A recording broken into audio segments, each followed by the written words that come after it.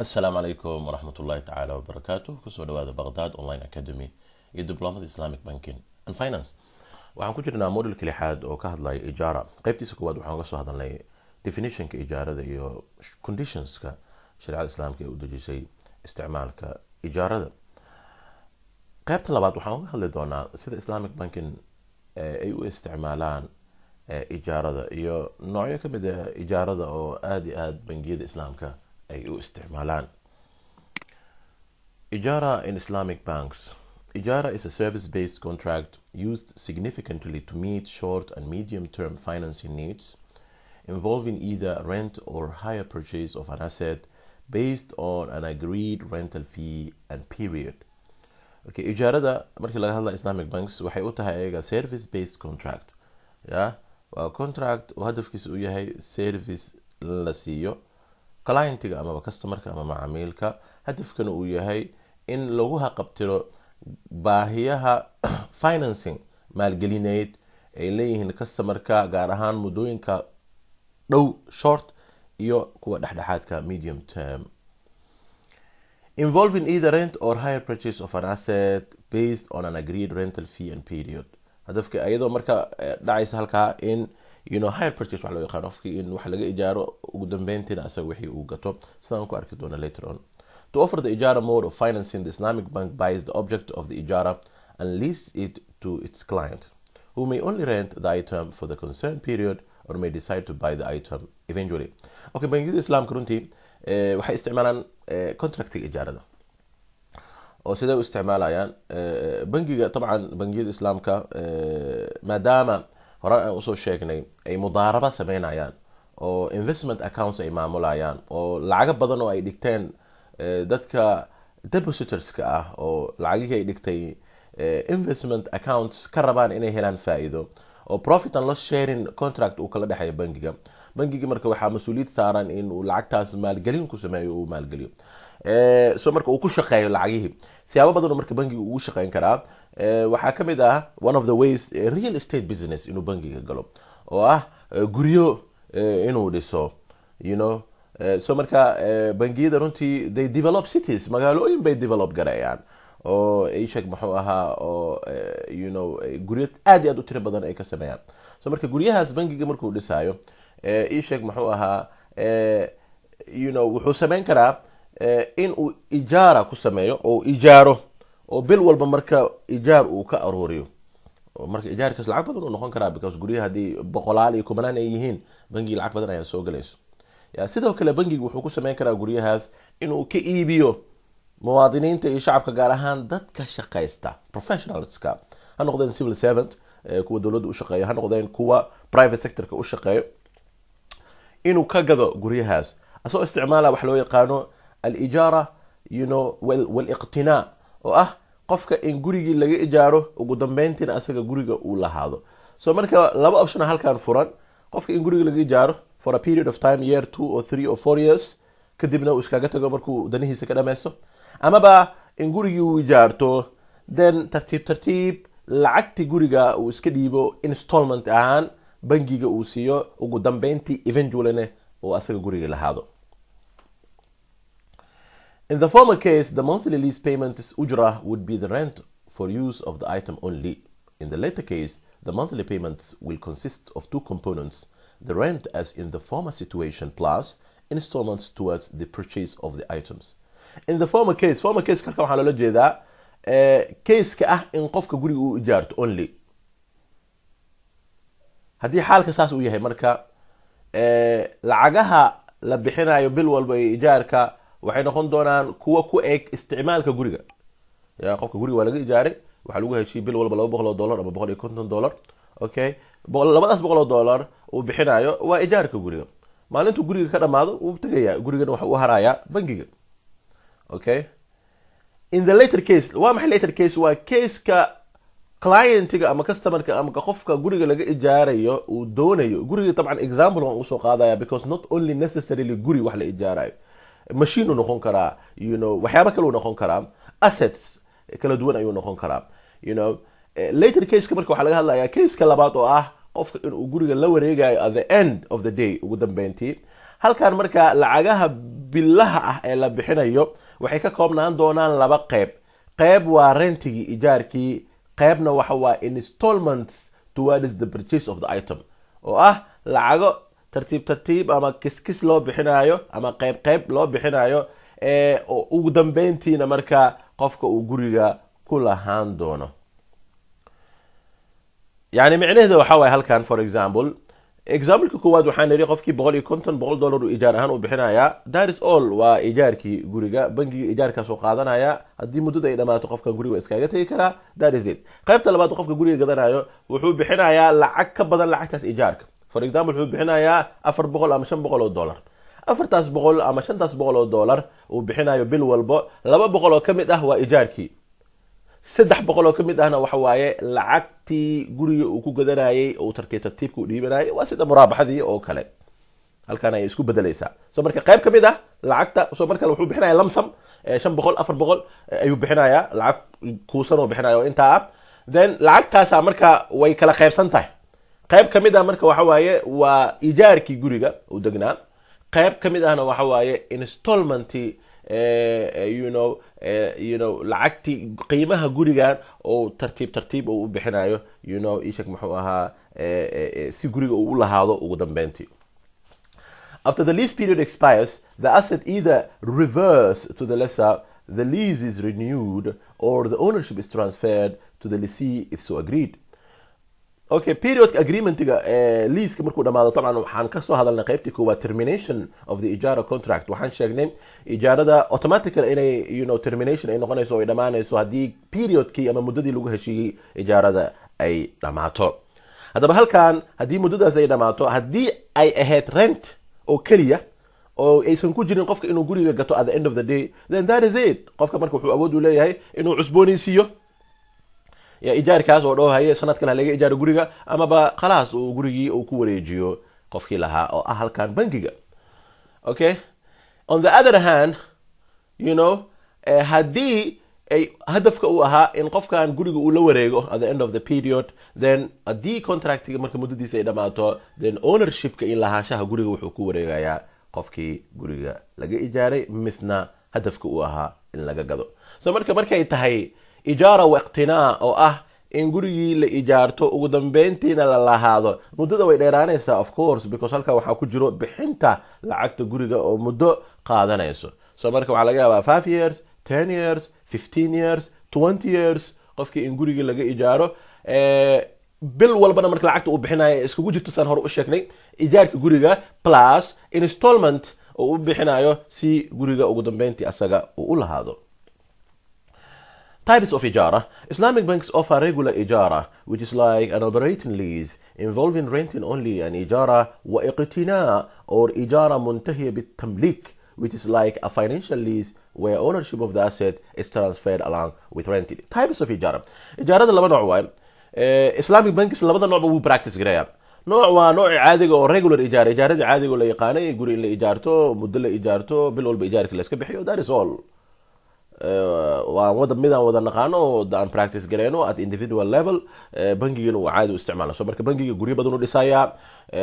waxaa laga yaabaa 20 dabaq 3 dabaq intuu dhisto oo mid walbo 10 biyaana ka kooban yahay. apartments wadamada adduunyada laga isticmaala saad la socotaan, gaar ahaan wadamada khaliijka carabta. anagana Soomaaliya hadda waan soo baraynaa ma sha Allah, apartmentada aad bay ugu soo badanayaan oo dadkii way barteen isticmaalkiisa. so marka bangiga asagoo ka dhaqaaqayo oo ka ambaqaadayo mas'uuliyadda saaran inuu maalgeliyo lacagaha loogu dhiibtay investment purpose, inuu maalgelin ku sameeyo. oo remember markaan kasoo hadlaynay mudaaraba, waxaan idhi bangiga wuxuu noqonayaa mudaarib, kii ku shaqaynaya lacagihii dadka accountnada investmentiga ku lehna waa asxaabul maal, dadka lacagihii iska leh. bangiga marka part of it is responsibility inay lacagtaas maalgeliso ayaa wuxuu sameynayaa investment in real estate businesses, because bangiga haddii xiriirka kala dhaxeeyo holders of the investment accounts uu yahay midka loo yaqaano almudaaraba almutallaqa oo ah unrestricted mudaaraba oo mudaarabo open ah oo bangiga la siiyo xorriyad iyo freedom iyo flexibility uu ku maalgelin karo lacagtan in so many and different businesses, then real estate business is one of the options ee bangiyada u furan inay ku maalgeliyaan lacagta. so marka halkan bangiga wuxuu maalgelin ku sameynayaa guryo badan oo tiro badan u dhisaya bangiga. asoo lacagahaas isticmaalaya guryahaas marka bangiga muxuu ka faa'iidayaa siyaabo badan oo uga faa'iidi karaa kow waxaa ka mid ah ijaara inuu ijaaro لأنه طبعا الدنيا مجالوين كواوين particularly وحكا جرتو قري لا أنا كجرتو شيك محا إيجار كيو أسرار القالي نقول عيو so بركة داتكي residential houses إلا دي سو an apartment لإيجاره sidoo kale bangiga guryahaas wuxuu kala ku sameyn karaa wax loo yaqaano ijaara waqtina ama ijaara muntahiya bitamliik waa maxay ijaara waqtina yani ijaara ijaarid iyo iqtina lahaansho iqtana yaqtani macnaheeda waxa waaye to own ya in la lahaado so marka wuxuu isticmaali karaa bangiga regular ijaara oo ah ijaarka caadiga ee naqaanay iyo ijaara waqtina oo ah in qofkii guriga shay laga ijaaro dan ugu dambeyntii asaga uu lahaado magac kale oo ay leedahay ijaara waqtina waxa weeye ijaara muntahiya bitamliik ijaaradii ku dhamaanaysay lahaansho ijaaradii muntahiya ku dhamaanaysay intaha yantahi bitamliiki lahaansho ku dhamaanaysay taas marka waa financial lease ownership marka asset kale is transferred along with renting so marka ijaara muntahiya bitamliik marka qofka markii shaygan laga ijaaro isla markii ownership kana marka hadafku waxa waaye in ugu dambeyntii asaga uu lahaado. There are several types of إجارة منتهية بالتمليك which are characterized based on the method by which the ownership is transferred between lessor and lessee. Okay, إجارة منتهية بالتمليك وآه قفكي الجوريجا لقى إجارة for example هدف وياه ودم بنتي إنه أسرع جوريجا لهذا سيدا جوريجا لوجو وريجينا يا ودم بنتي يا وحن هرقص الشيء قفكي إن bill والبقو بحنايو payment تجاس أسكو جرو لبقيب qayb ah ijaarkii guriga maadaama asaga guriga uu ijaaran yahay qaybna ah lahaanshihii guriga lacagihii loogu talgalay oo ah installment payment okay so ugu dambeyntii marka haddii periodkii uu dhamaado ijaarka 10 sano 15 sano 20 sano depending on the agreement between the bank and the client now the question here is sidee ownershipka lahaanshaha guriga loogu wareejinayaa qofkii guriga ijaartay there are many ways oo loo sameyn karo mid waxa waaye the lessor completely amortizes the value of the asset during the lease period in the regular rental payments and no additional payment is required at the end of the lease period allowing the lessor to gift the item to the lessee. One scenario ama one option waxa waaye qofkii in muddada ijaarada ay socoto oo iska wada bixiyo lacagihii guriga and for example guriga waxa lagu qiimeeyay $50,000 $50,000 waxa loo qiibiyay intaasoo sano sanad walba intaasoo bilaa loo sii qaybiyay lacagihii then ugu dambeyntii marka qofka hadii muddada ay dhamaatay bil walba lacagii loo talgaleen uu bixiyay khalaas hadii muddada ijaarada ay dhamaato qofkii marka automatically waxa ku wareegayo haduu ilaahay idmo waxa ku wareegayo gurigii ayaa uu ku wareegayaa soo marka bangiga marka qofkaas guriga wuxuu u siinayaa as a gift ahaan ayuu u siinayaa oo macnaheedu marka macnaheedu waxa waaye ijaarka iyo ownership wareejinta ma isla socdaan contract waxa laga helaa ijaara oo ah hadafkeeda ugu dambeynta qofka inuu guriga lahaado qofka marka bil walba lacag bixinaa lacagtaas waxay isku jirtaa ijaaradii iyo lahaanshii guriga lacag loogu talgalay marka periodka dhamaato ugu dambeynta bangiga marka wuxuu saarayaa gift ayuu guriga u siinayaa qofkan oo marka lacag kale laga marabo dheeriya because lacagii wuxuu dhameeyay bixintoodii muddada ijaarada ay socotay amaba secondly a fixed amount decided at the beginning of the contract is paid by the lessee at the end of the contract through a legal sale to become the owner of the asset. Option kale waxa waaye in at the beginning of the contract heshiiska bilowgiisa lagu heshiiyo la dhaho okay warniyo adiga gurigana laga ijaaraya hadafka waxa waa inaad adiga guriga lahaato ugu dambeyntii hadaba bil walba waxaad bixinaysaa $300 10 sano kadib waxaad bixinaysaa muxuu ahaa $15,000 okay $15,000 ayaad bixinaysaa macnaheedu waxa laga yaabaa gurigan qiimihiisa inuu yahay $50,000 ya soo marka waxa la leeyahay adiga bil walba iska bixi $300 oo ah ijaarkii guriga iyo qayb kamid ah lacagihii guriga aad ku lahaan lahayd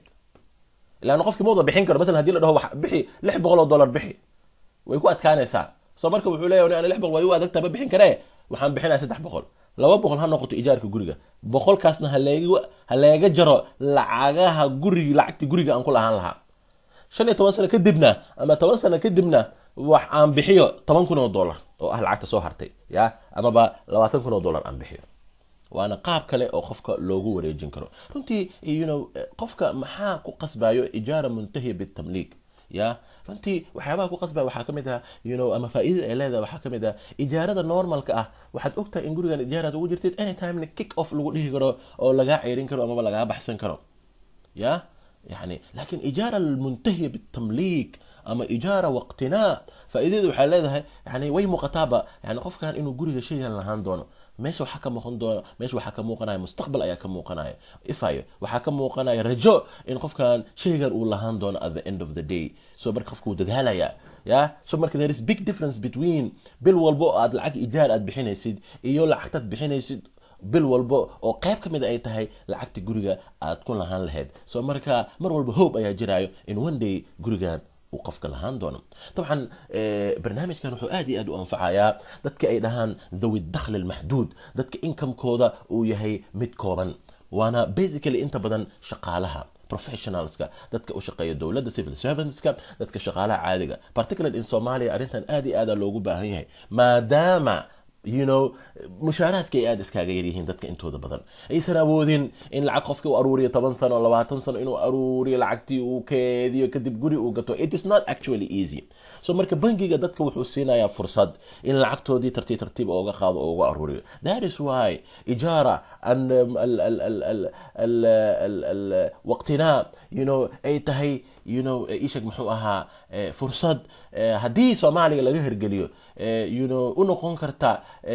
muxuu ahaa wax aad iyo aad wax u tara bulshada gaar ahaan dadkooda monthly income-ka hela qaabka saddexaad waxa waaye through a legal sale before the end of the period of the lease at a price equivalent to the remaining ijara installments in the Islamic banking industry the first and the second options are more common optionka saddexaad waxa waaye in legal sale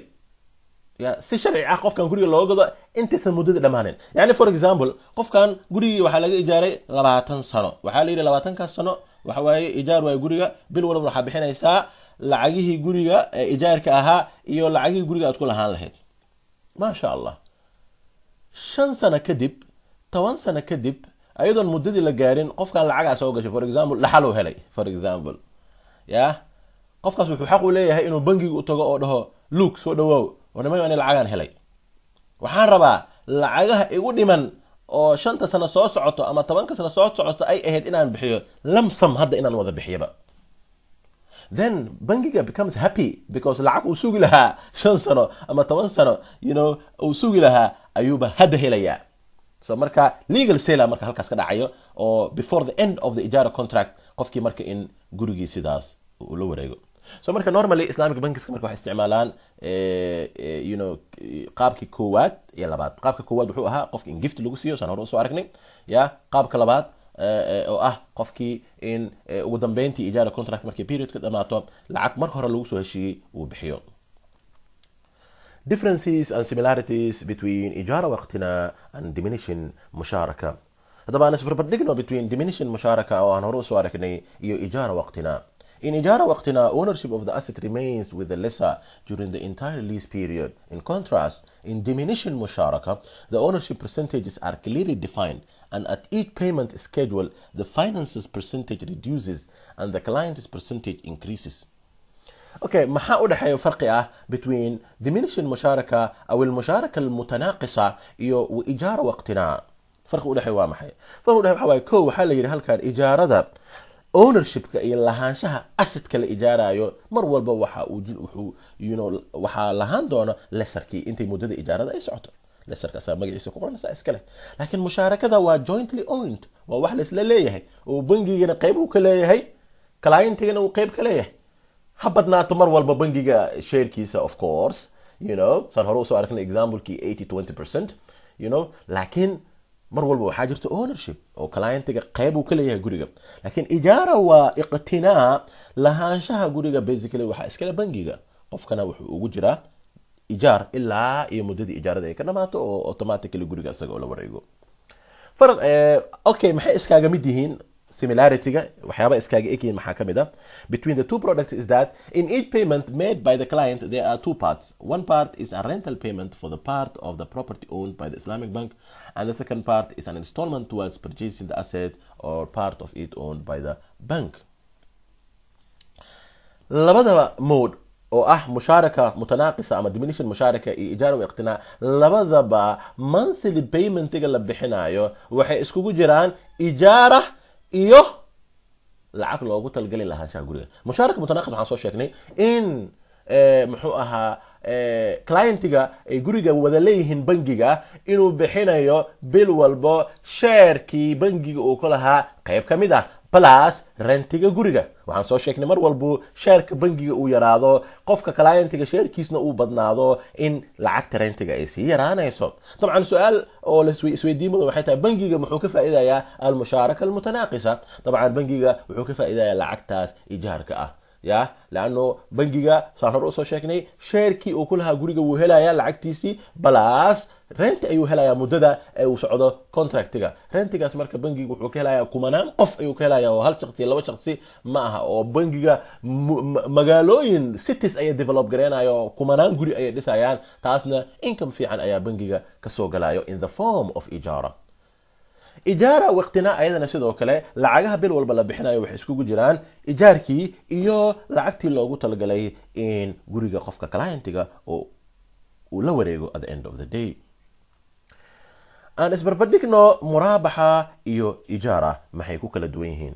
ijaara like muraabaxa is a debt-based financing. in both cases the bank is not a natural owner of the asset sold under muraabaxa or given in lease under ijaara. it acquires ownership upon receiving a request from its customer. okay labadaba maxay iskala mid yihiin waa debt-based financing. waa financing ku dhisan debt dayn ya macnaheedu maxaa waaye waa financing ku dhisan codsi ka imaanayo clientiga iyo customerka. ya muraabaxada bangiga markuu shay soo gadanayo waxaan hore usoo sheegnay bangiga inuusan ahayn dukaan iyo carwo alaabta ka ganacsato. bangiga waxa uu soo gadanayo wuxuu ku soo gadanayaa at the request of the client ama customerkii ya codsiga oga yimid customerka awgiisa ama based on that ayuu ku soo gadaya. sidoo kale ijaara waqtiga bangiga markii ii sheeg muxuu ahaa contractiga ijaara waqtina uu galayo ya for example yani mesela qof baa wuxuu leeyahay niman yahow makiinadaan rabaa oo warshadaan u rabaa makiinadana waxay taalaa Dubai ama Talyaaniga taalaa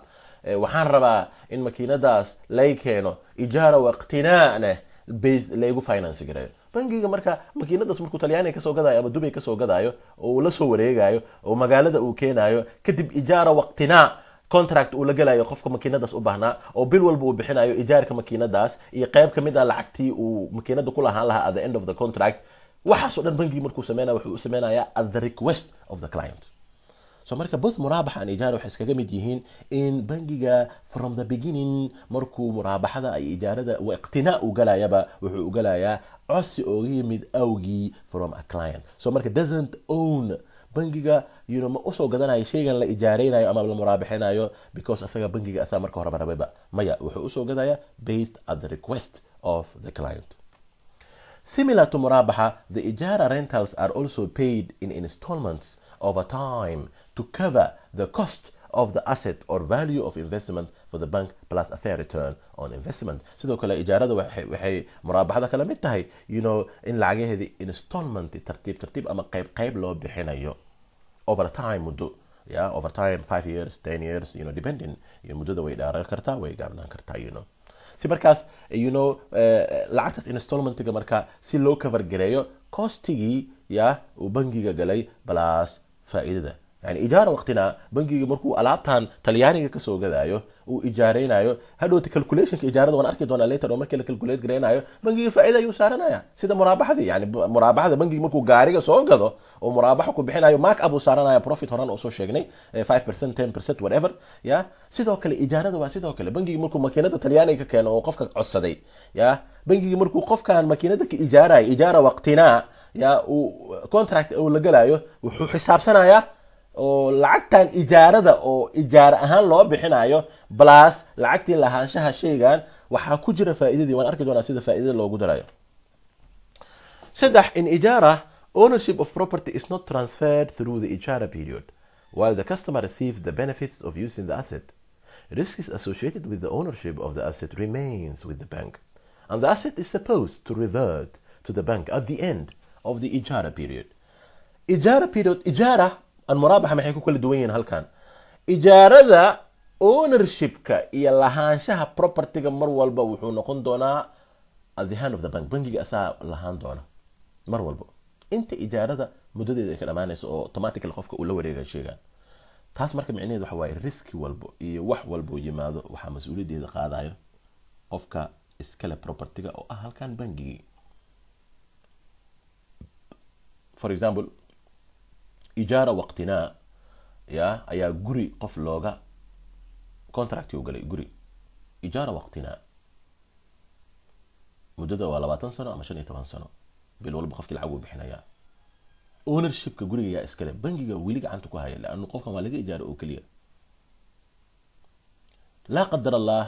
earthquake ama zilzaal ayaa dhacay dhul gariir gurigii dhulka la samay as a result of the zilzaalkii ama dhul gariirkii riskigaas iyo khasaarahaas dhacay yaa xambaarayo oo yaa qaadanayo waxaa qaadanaya bankiga oo iskale guriga qofkan ijaaro ugu jiro guriga so marka doesn't take that responsibility and risk in murabaha on the other hand the benefits and risks of ownership of the asset are transferred to the customer along with ownership murabahada markii laga hadlayo halkan faa'iidada iyo riskigaba waxaa la wareegaya qofka loo muraabaxay shay for example bajaj ama guri ama gaari la muraabaxay qofkan bajajta loo muraabaxay maalintu bajajtas la wareego wixii ku dhac bajajtas asaga mas'uuliyadeeda iskale shilow galay bajajta waa jabtay waa burburtay bankiga waxa kama qosayo ilan ownership iyo lahaanshaha qofkan asaga ugu wareejiyay so marka the difference is very clear both products involve cash outflows for customers or cash inflows for the bank of a definite future period labada product muraabaxada iyo ijaara waqtina iyo ijaarada waxay iskaga mid yihiin labadaba waxa jiro cash outflow oo customerka cash ka soo baxayo oo inflow soo galaya bankiga طبعا waxaan hore soo sheegnay installments labadooduba inay involve gareenayo oo lacag tartiib loo bixinayo cash flowgaas marka waxa loo sameeynayaa qaab costiga shayga uu ka fargareenayo faa'iidadana bankiga uu ka helayo ya cash flowgan oo bankiga bil walba lacagta soo galayso lacagaas waxay isku jiraan lacagtii qarashkii baxay sida muraabaxada hore oo soo aragnay ijaaradana sidoo kale qarashkii baxay ya oo bankiga asset kan inuu la wareego uu soo gato qarashkii ku baxay iyo faa'iidada bankiga however these cash flows are predetermined in case of murabaha and no subsequent increase or decrease is allowed muraabaha marka cash kan oo laga rabo qofka muraabaxada loo sameeyay bil walba waa mid pre agreed predetermined oo hore looga heshiiyay hore go'aan looga qaatay aan la ogoleyn marnaba in wax laga bedelo bankiga waxba kama bedeli karo horaan u soo sheegnay si kasto oo price-ka guriga ama dhulka ama waxaan uu muraabaxiyay qiimahooda kor u kaco bankiga lacagtii hore looga heshiiyay waxba kama bedeli karo laakiin ijaarada ya bankiga wuxuu xaq u leeyahay in ijaarada lacagta wax ka bedelo sababta maxay tahay because ownership-ka weli waxa gacanta ku haya bankiga sidoo kaleeto ijaarka wuu isbedeli karaa ilaan waxaan waa ijaara qiimaha guriga wuu isbedeli karaa ijaarada eriga مثلا hada waaba dhacdaaba qofba guri laga ijaaraya ama dukaan muddo kadib qof guriga lahaa wuxuu leeyahay niyahow ii sheeg muxuu aan gurigan $200 way yar tahay waa isbedelay ijaarkii waxaan ka rabaa $250 hadii kale iska tag soo marka bankiga wuxuu awood u leeyahay lacagta ijaarada loogu talagalay inuu wax ka bedelo oo dhaho orniyahow adiga gurigan waxaad ugu jirtay $150 sax waaye laakiin after 5 years duruuftu waa isbedeshay ya waa meesha magaalay noqotay ya macnaha price kor u kacay ama ba inflation ay yimid sicir barar lacagta waxa ma tarayso $100 purchasing power keed hoos buu u dhacay soo marka ay sheeg macnaha 120 ka dhig 130 yani ijaarada flexibility gaas leedahay laakiin muraabaxada maya muraabaxada flexibility gaas malahan hadaba sidee loo calculate gareenaya ijaarada example kan aan fiirino Arbaz Bank provides leasing facilities to both its retail and business customers and also qaadana bankigan Arbaz as an example a bank client applies for ijara wa iqtina to acquire specialized equipment for its food processing business ya aan ka soo qaadno marka qof client oo macaamilka bangiyada kamid ah inuu codsaday ijara wa iqtina in loo siiyo makiinad food processing ka sameeyso Let us assume marka that the total cost to the bank to purchase, deliver and set up the equipment at the client's premise inay tahay $50,000 aan kasoo qaadna marka ya lacagta wadarta ah example-kii talyaaniga aan kasoo qaadanayna makiinadii yani makiinadii in talyaaniga laga keeno dekada magaalada muqdisho laga soo dejiyo ilaa iyo qofka warshadii la rabay in makiinada lagu xiro qarashka ku baxayo haddaan kasoo qaadno $50,000 inay tahay waxaana laga rabaa total lease period kana ay tahay 5 sano ya 5 sano ya in lagu heshiiyey muddada ijaarada bangigana faa'iido uu saartay shaygaas uu ijaarayo boqolkiiba 6 qiimaha shayga faa'iido ah bar annum sanad walbo ya boqolkiiba 6 waxaa la yiri calculate marka xisaabi the total lease rentals ya wadarta guud lease rentalka ah iyo monthly inta uu bixinayo iyo faa'iidada bangiga inta ay la egtahay okay sideen u xisaabinayna marka total lease-ka marka lacagta wadarta guud ee total lease-ka sidee loo xisaabinayaa ya waxaa loo xisaabinayaa cost of financing CF ya qarashkii financing bangiga ka baxay marka hore ayaa waxaa lagu darayaa xisaabtan oo ah cost of financing lagu dhuftay muxuu ahaa faa'iidada bangiga lagu dhuftay muddada I waxay u taagan tahay profitka n waxay u taagan tahay muddada anasla eegno marka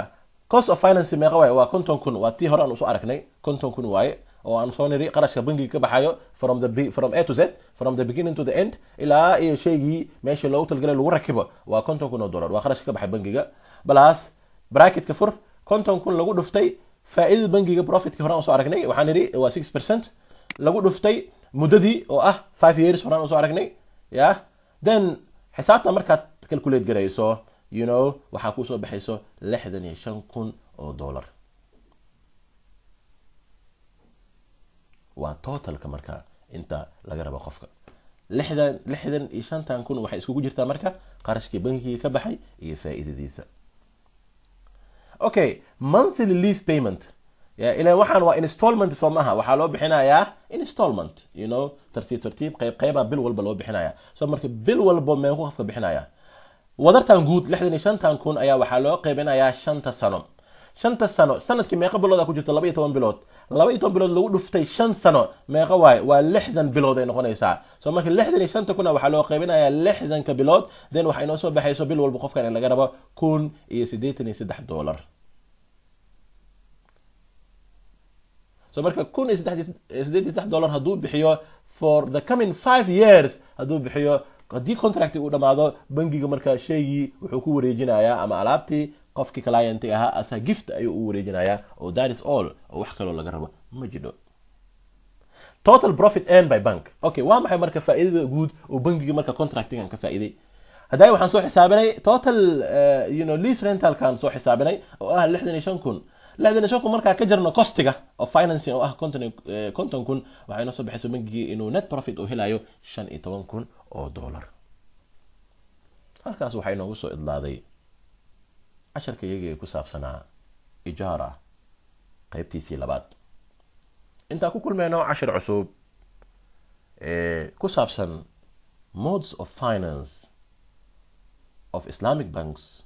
waxaa idinka tagayaa fi amaan illah wassalaamu calaykum ورحمة الله وبركاته